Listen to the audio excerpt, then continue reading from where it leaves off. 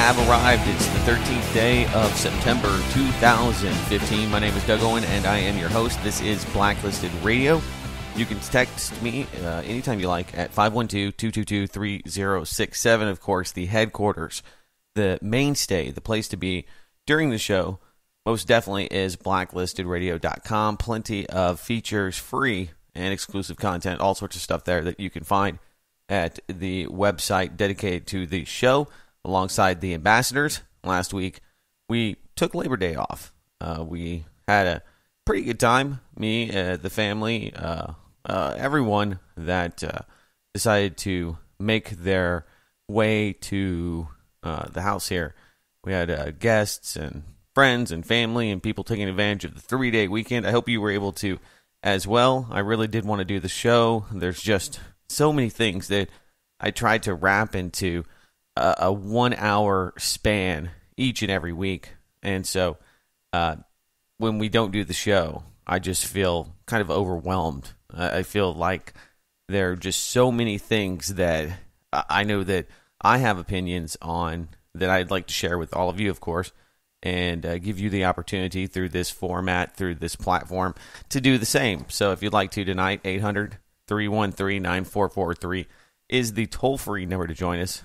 By the way, the best way, of course, is hitting me up on Twitter. The handle is BLN Radio. So we celebrated the celebration is probably not a great way to coin the anniversary, but people do. There's a lot of celebrators of the 14th anniversary of the September 11th attacks.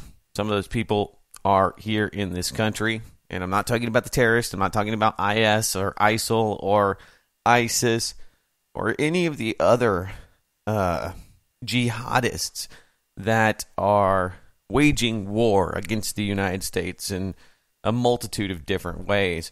I mean the people ultimately responsible for 9/11.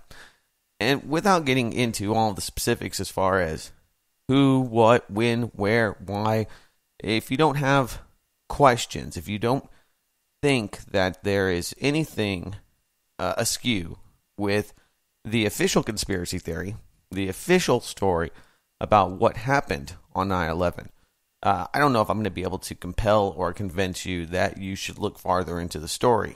Other than the one thing that I find to be the most effective is looking at the actual response.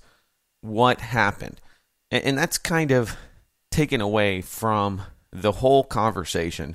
I hate September 11th, not because of most of the reasons that other people dislike that date. The announcement of the New World Order. I mean, a lot of things have happened on September 11th. George Herbert Walker Bush, 1991, announcing the New World Order, 1,000 points of light. It's a date that continually has significance throughout history. Many things have happened. If you just look up the date, you can find a lot of stuff on Wikipedia.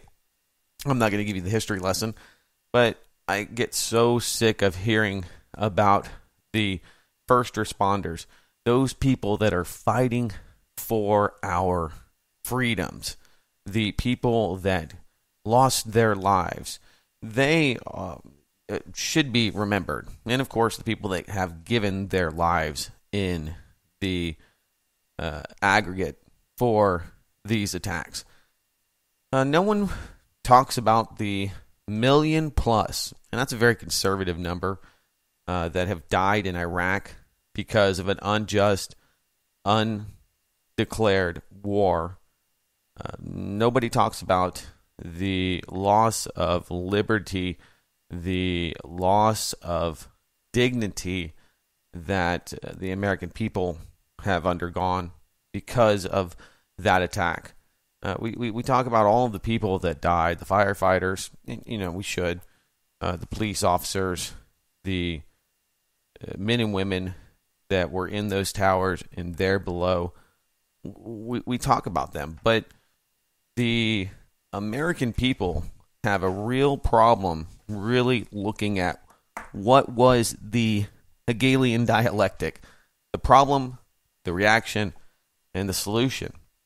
And the most appalling thing of all, I find, besides the fact that this was perpetrated by people within the United States government, within the United States, that the unabashed, unrelenting majority of people do not care about the response. It doesn't matter that we killed over 1 million people. It doesn't matter how many countries we illegally invaded. It doesn't matter how many trillions of dollars were not only stolen, but spent in the war on terror. None of those things are talked about. Nothing is more offensive to me than the fact that when you hear commentators, you hear radio personalities, you hear people on everyday conversations, thanking the men and women and remembering those. Nobody could care about all of the other people that we killed. Nobody wants to talk about the Department of Homeland Security, the TSA, the loss of liberty that we have in this country, the loss of a right to a fair trial. I mean, I could just go on and on and on, and it really bothers me. It really does. And, if you dare mention these things, if you dare bring up these glaring problems with how we mourn those who lost their lives on 9/11, you hate America, you might as well be a tinfoil hat wearing conspiracy theorist, crazy nutbag. So it's always very hard for me to keep my mouth shut, to just go along and get along and move forward. That's what we just have to keep moving forward. Forget everybody we killed, forget all the money, forget everything, forget all the secret trials, forget everything. Forget the fact that Bush and Cheney didn't testify under oath. Forget the fact that the models used for understanding scientifically how World Trade Center 7 came down has been classified because, quote unquote, it would put the public, you and I, in danger if we understood how these buildings, specifically the building 7 World Trade Center, fell that day. I mean, just the glaring problems with this. You can't have people testifying under oath. Can't go after the Bin Laden family. Forget all the people that ended up killing Bin Laden, assassinating him just last year. That there's no information that we would have wanted to glean from him, since he is the mastermind of 9/11. We wouldn't. Let's just shoot the guy and let's bury him at sea when nobody's looking. I mean, there's just so many glaring problems with the story itself. The fact that just about everybody on the actual 9/11 Commission has completely rescinded any of their support for what has happened. I mean, it just goes on and on and on. As far as the testimony, most of them now are saying it was a complete cover-up. They were limited in their scope and their ability to report on findings and any factual evidence that came out of that report, which was in and of itself an inside job. So anyway, I'm sure many of you out there feel like I do, that when you want to point these huge issues out, okay, it's more than just the people that died, those 3,000. It was the millions that we have killed, and the fact that people just don't want to talk about it because it bothers them. Oh, don't be rude, don't be mean, Doug, don't be mean, let's not go there. And when you talk about these things, I'm sure some of you have to work in the corporate world as I do. You're not making millions of dollars by being an internet radio podcaster extraordinaire like I am. You have to go into the corporate world, and you have to hold your tongue. And if you dare, bring up any of these issues, people get so upset And that's kind of the funny thing, I guess, about it. Not that it's funny, it's just kind of sickening that it doesn't bother them that, we are somewhat culpable in that massive murdering of people by paying our taxes and participating in the system, but we're really culpable because we just don't want to say anything, because we don't want to rock the boat, because people find it uncomfortable.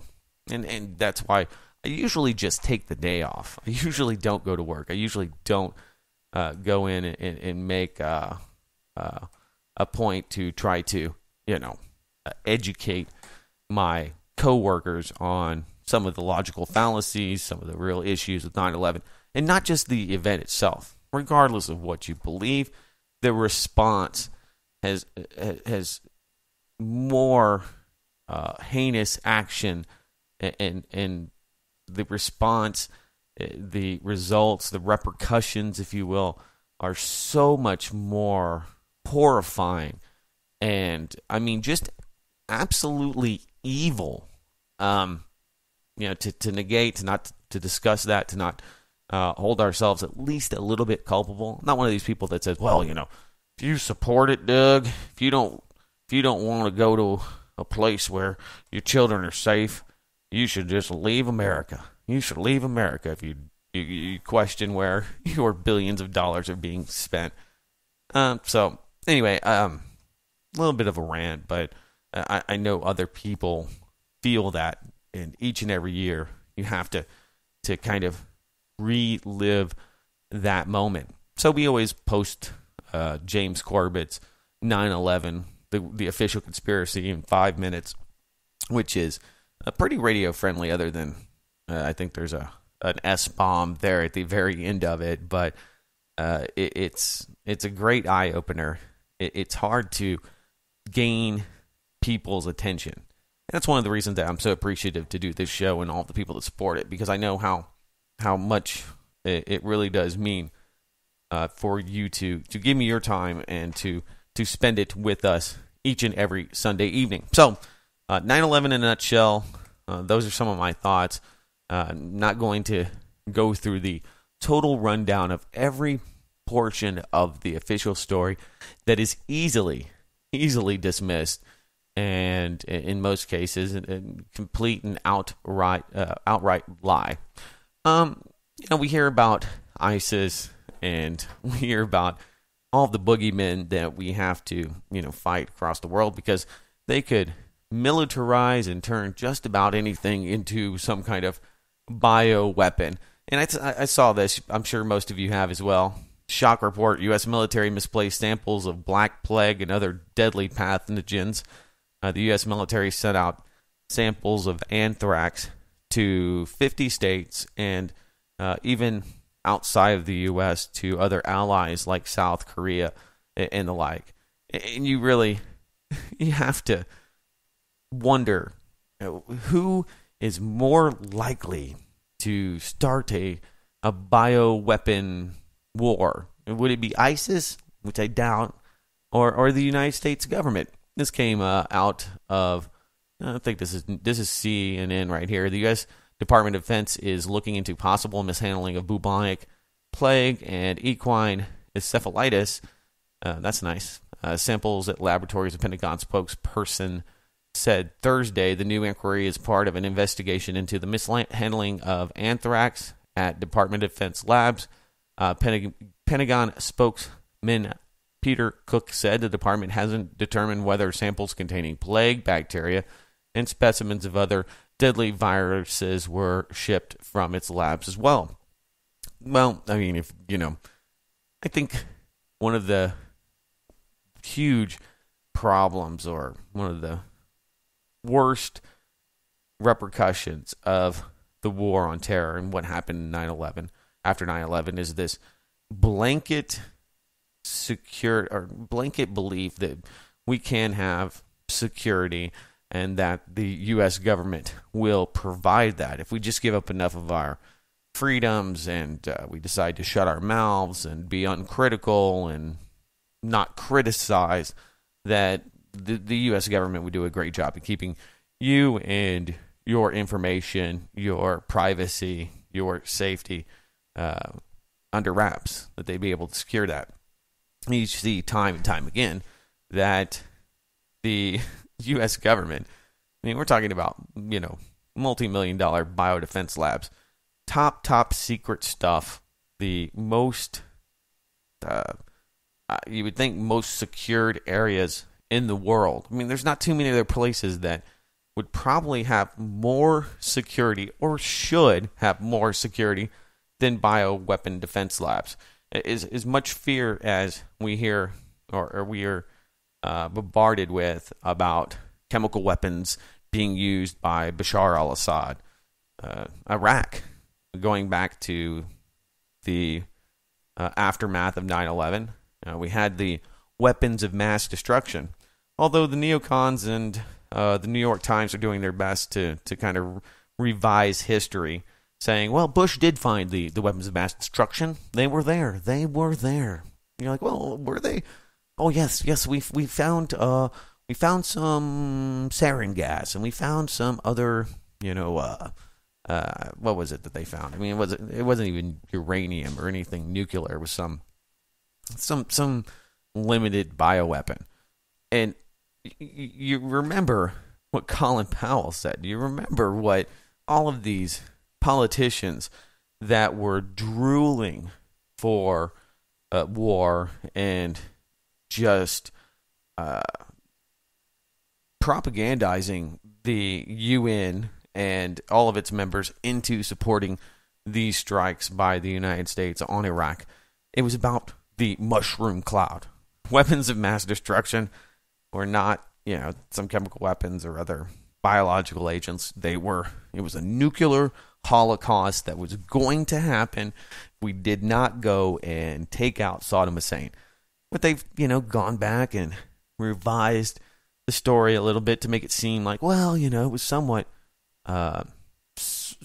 dangerous to let Saddam Hussein do what he wanted to do and to go unabated and just he was going to kill our allies, which, absolutely makes no sense. I mean, as much of a madman as he may have been, the madness, the genocidal maniac that he was portrayed as, I mean, he had no means to really bring that kind of horrible catastrophe to fruition. It was only the U.S. and our partners and allies that were able to bring unfettered mayhem and massive mega death that followed. It just didn't have the means. What the United States did under the banner of keeping you and I safe,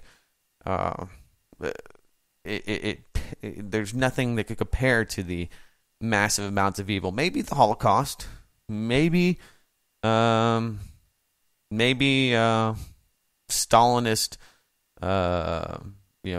cleansing, maybe some of the other, more horrific events that happened hundreds of years ago in China and, throughout Asia. I mean, we can go, Genghis Khan comes to mind. I mean, there's some pretty horrible human atrocities that happened, but not too many more in the recent history than what the United States of America and our allies did in the months and years after 9/11. Anyway, so all of that said, all of the fear that has been used to justify horrible things, and, well, I mean, it's really the U.S. government that it could start a new plague across the United States.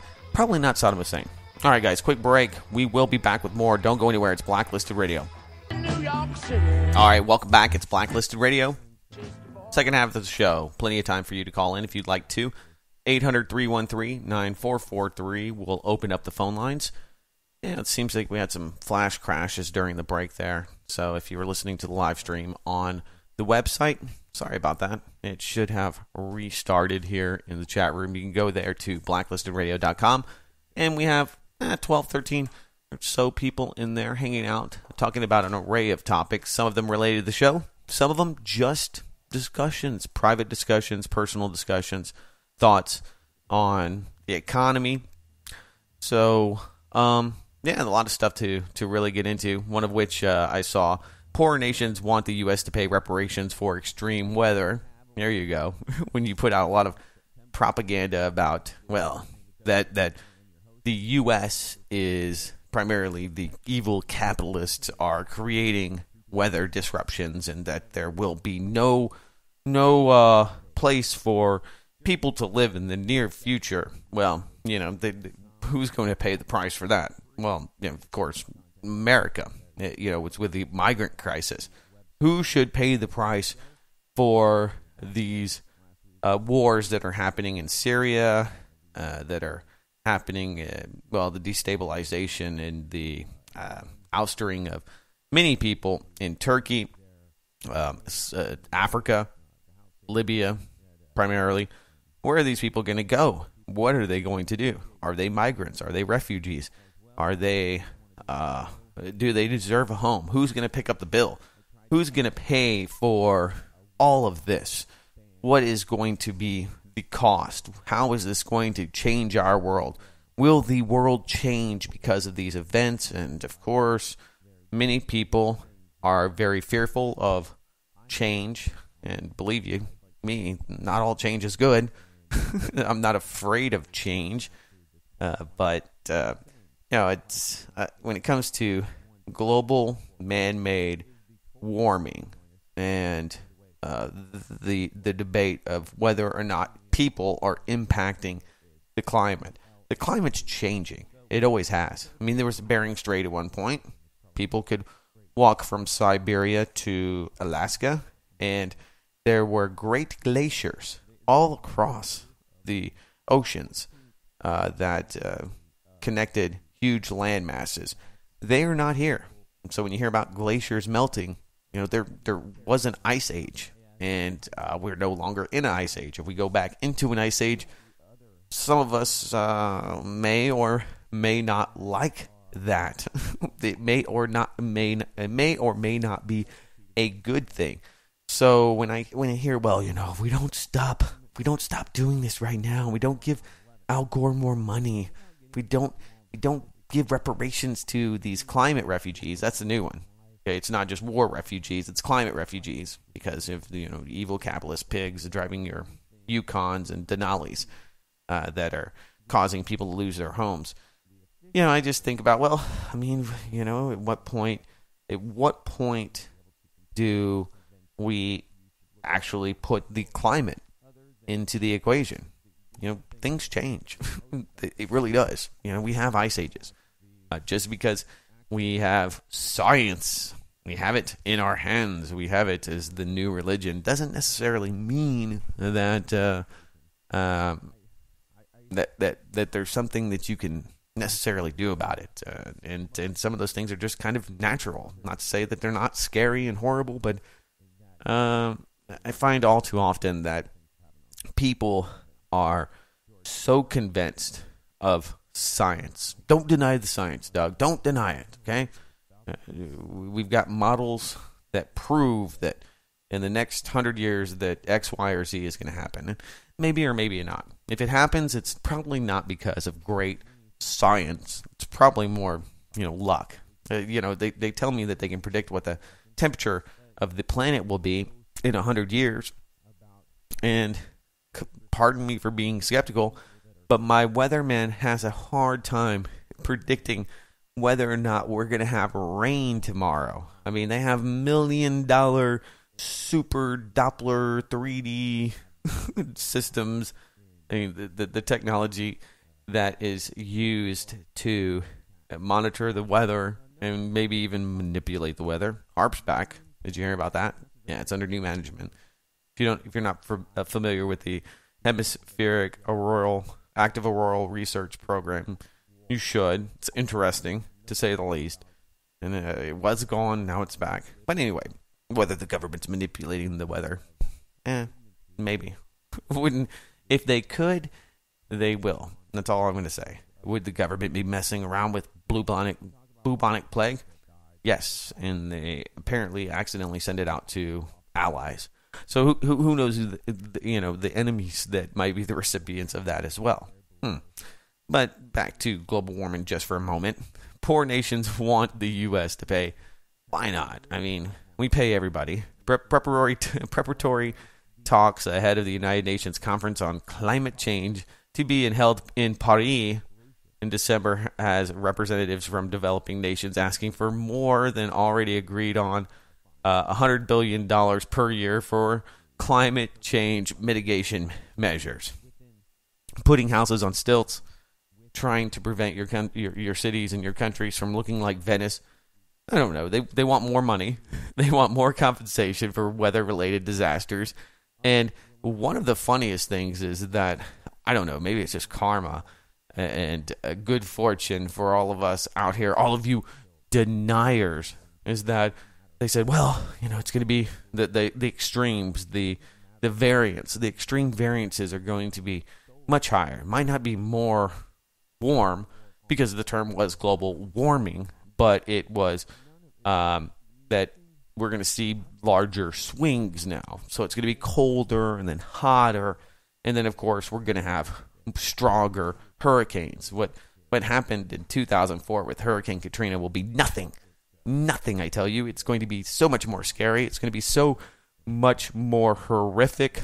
And these weather patterns, these floods, these earthquakes, they're all going to be amplified. Well, guess what? And this is, you would think these guys would be, choking on the feathers from all of the crow they're eating, but nobody holds them to account. But the latest is that this year it's going to be the mildest hurricane season thus far, which just puts a dagger in the heart, in the soul of some of these arguments. It's going to be much, much, much, much, much worse. Much, much, much, much, much. Okay, well, how much? Well, not really that much worse. Anyway, so regardless of where you are on the spectrum, I mean, my sister, I love her to death. People in your own families are just torn, I tell you, by the fact that I just do not find some of the science and the people that are purporting to have all of these models, not just climate models, but economic models, because I just don't give them a lot of credibility. I think they're effing liars. How about that? I think you're all a bunch of liars. I think you're a bunch of government by stealth creeps. People like Al Gore. Well, we need to have a huge satellite tracking systems and monitor everybody around the world, so that way we can make sure that they're making good on all of their Kyoto protocols. All of this stuff that has gone into the apparatus for mitigating the weather. Which, if it's so finite and so beyond the ability to repair, and it's the earth that we're trying to fight. I don't see what giving $100 billion to a bunch of despots and other people that will probably use that money, quite honestly, to buy weapons and other things to control and to beat and smack their populations is really going to do. So I saw this today and I thought, well, it's worth mentioning that we're going to have to pay. You're going to have to pay for all of your bad carbon. So just stop breathing, stop breeding, stop driving, stop air conditioning and bathing yourself, and just sit there in a tent and compost your own human poo, and maybe you can get out of this life guilt-free. Maybe you won't feel bad. That's what it comes down to. Make you feel bad. Oh, you drive an SUV, you should feel horrible. Just feel horrible that you're enjoying this, and that there's some climate refugee, some person that's living in a mud pit that used to be some beautiful oasis. It could be then. The glaciers are melting. Well, it's obviously because of you, all of you out there, and myself. The monitors I'm using to do this show and the audio equipment has a huge carbon output, a huge impact on all of this. And so, I mean, I don't want to seem like I have a total cavalier approach to this, because I do believe that when you look at what's happening in Appalachia, the destruction of land for coal. I mean, I could go on about all of the fracking and uranium tainted. I mean, that's a big story. Was 50% of the actual aquifers in the U.S. are now tainted with uranium thanks to fracking. So, believe you me, I'm not a big oil guy. I'm not somebody that thinks, oh, well, there's no human impact, because there absolutely is a huge human impact from what we are doing in a lot of ways to fight Russia. Well, fracking's nothing new. It's just become more popularized or part of the lexicon in the last few years. But I mean, it's been going on since the 60s. Fracking and injection wells are pretty nasty things, and those are the kind of things that we should really focus on. But people are basically, it's a bunch of tragedy pimps with their hands out asking for goodies and money for your bad behavior. It drives me nuts. Anyway, I guess we should just talk about the refugees, aka the migrants. Don't call them the right or the wrong thing. It hurts their feelings. And believe you me, if you're walking with your family from a war-torn nation, trying to find some semblance of a decent life, I don't think me calling you a refugee or a migrant will make or break your day. The war on words, the war on making you be politically correct, it's just tiring. That's why I sound so tired. I'm just like, I'm tired of it. I'm tired of trying to figure out what it is. So you're transgendered, so you have a wig on, you want to go in the boys' bathroom. I don't know, I don't care. I just don't care. I'm tired. I feel more and more like my grandfather. I tell him, Dad or Grandpa, check out all these Garbage Pail Kids and all these things that I was into in the early 80s. And he would just look at me like, I don't want to learn about any of these stupid things that you're doing here. Ugh. And I'm getting to that point now. So anyway, I don't care if you're a refugee, migrant. If you're migrating because you're a refugee, that would seem to make more sense to me. But these are repercussions.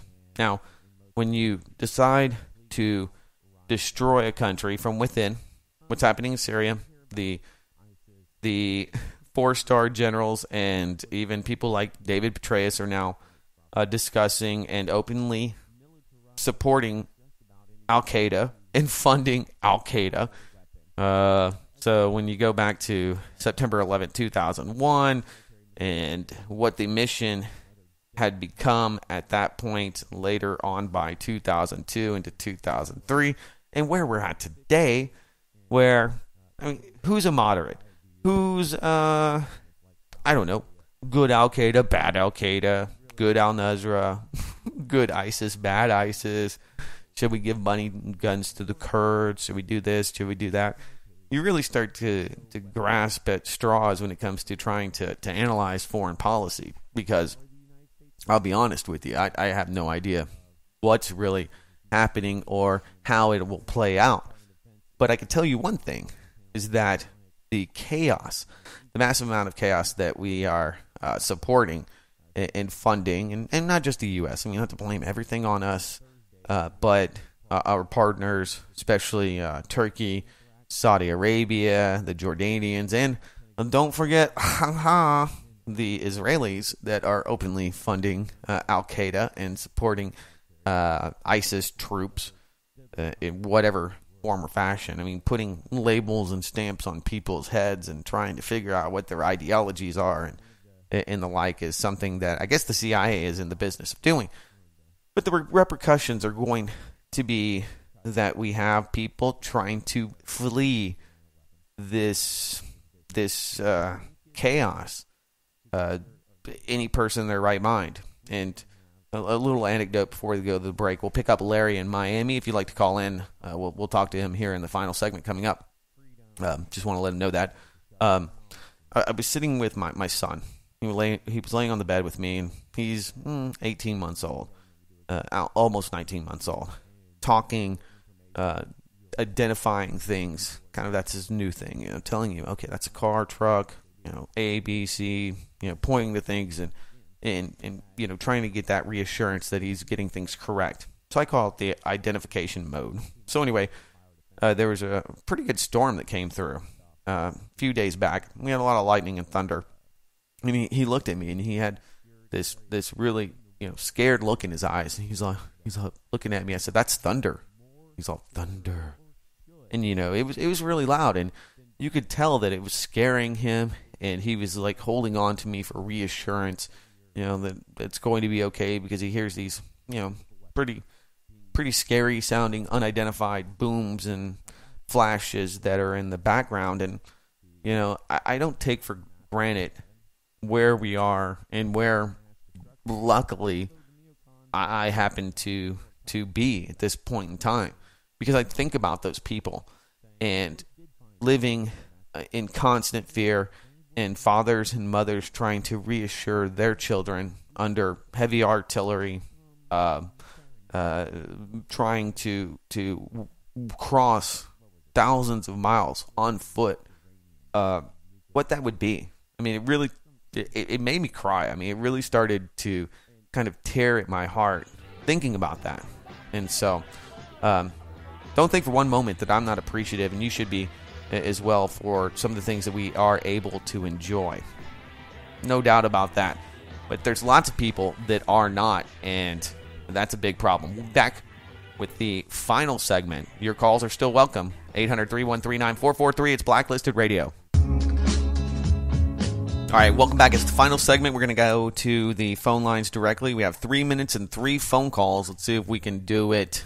Larry in Miami, you are live. What's up, man? What you're saying with the, the immigrants that are trying to get into all of these different countries. What's my take? Well, my take on it is that, it's part of the plan for the greater Israel. What they're doing is, the Jewish influence, the Israeli influence over our government in the United States. The U.S. basically does what Israel wants. What Israel wants is they want to disrupt all of the Muslim people so that they can't govern themselves, so that they're constantly being bombed. They can't. Okay, no, I hear you, Larry. That's a take. I hear it all over the place. It's a grand, operation that the Israelis are pushing this to integrate and to destroy these countries. I don't have time to really respond to that. It's I think it's kind of a misnomer, and it's an oversimplification of this history. A misnomer? I do, yeah. But you have to call in earlier for that. I mean, this was a grand topic for discussion, but just don't. We have 3 minutes here. Sovereign Man in Freedom Land, a place that I want to visit. What is going on? Welcome to Blacklisted Radio. Hey, Doug. Thanks for taking my call. Absolutely. I want to say, there's this guy has a video on YouTube. It's called America's Secret Destiny. I've seen that, yeah. It's 4 hours long, man. It is. Is the land of Lucifer. They're Muslims. They ain't got it too far. Yeah. Well, you know what I mean? I mean, come on. We're like, see something, say something. I mean, you could go look at Nazi Germany propaganda. Same thing. All they did was like modernize it. It's all the same stuff. Sure. Yeah, and to the caller's point, I guess, that, this is all some plan via Israel. I mean, when it comes to immigration, the reason that people are leaving and searching for better life is because, well, yeah, where they live sucks, and that's the really easiest way to put it. I mean, the reason I think about leaving the United States is because I don't like the current status quo. But when I think about all the alternatives that we have currently before us, I don't know where there's too many more places that you're going to find the ability to have, a true freedom land, a true autonomy, and more accountability by government officials. So, it's a broad subject, and there's probably more factors than I can even understand that go into what's currently happening. But displacing of populations, it's nothing really new. I mean, if you look at I don't have the time for the anecdote, but bottom line, it's evil. Well, bottom line, it's evil. Absolutely, there's no doubt about that. Bottom line, what we have is a lot of people that are looking for opportunities, and there's lots of people that live in these countries that see their own opportunities vanishing before their own eyes, and that's why they see these people as foreign invaders. Right. They see them as competition. All right, guys, thank you for the phone calls. Please do call back in. I mean, I don't mind having a debate, a grand topic for discussion, but we have to do it earlier in the show. So that's my time. I will be back next week for another live edition of Blacklisted Radio. I hope you will join me as well. And until next time, take care.